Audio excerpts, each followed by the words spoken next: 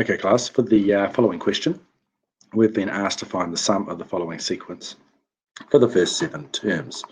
So we need to find what the sum of, if we add up all the terms for the first 7. So first of all, we should label each term. So let's call this one T1, this one T2, this one T3, and this one T4.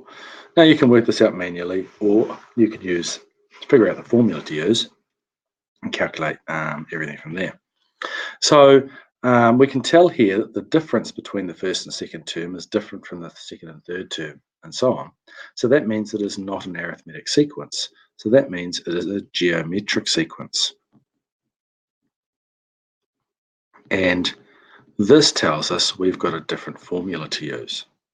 If you look in your books on page 25, is S of n is equal to A, which is your first term, open up a bracket, 1 minus R, which is your common ratio, to the power of n, over 1 minus R. Now, don't panic too much about this if you don't get it first time. It's simply a case of substitution and doing each step individually. But it really helps if you find out what each of the various bits of this equation are before you start. So if we look up here at this equation up here, we can see that the difference between the first term is different from the second term. So we know it's a geometric sequence. So that means we've got to start dividing. So what we would do is we'd go T2 divided by T1.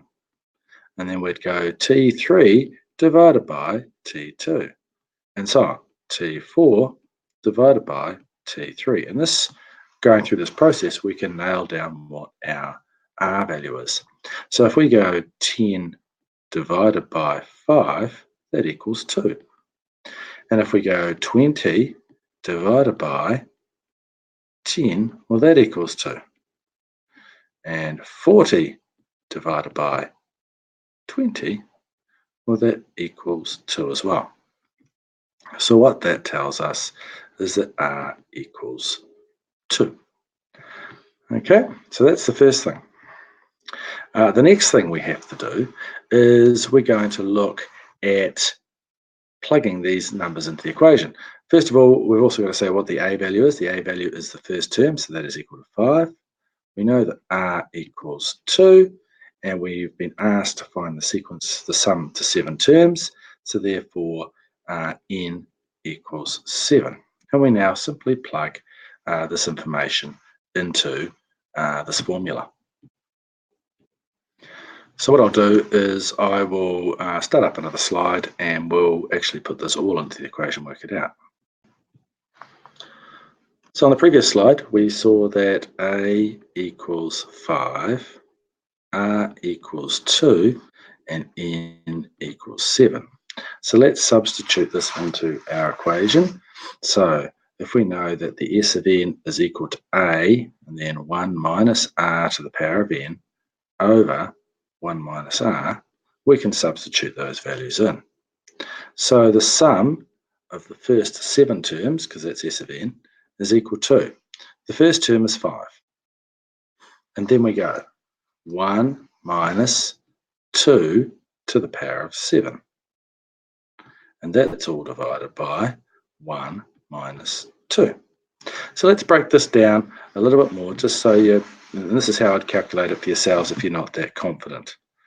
Okay, so S of 7 is equal to 5 times 1 minus 2 to the power of 7.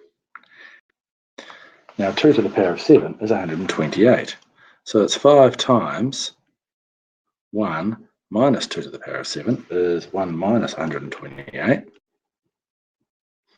Okay, all over, now 1 minus 2 is negative 1.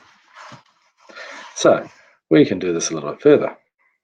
S to the 7 is equal to 5 times negative 127, because 1 minus 128 is negative 127, divided by negative 1. Now I'll just go up here for the next line.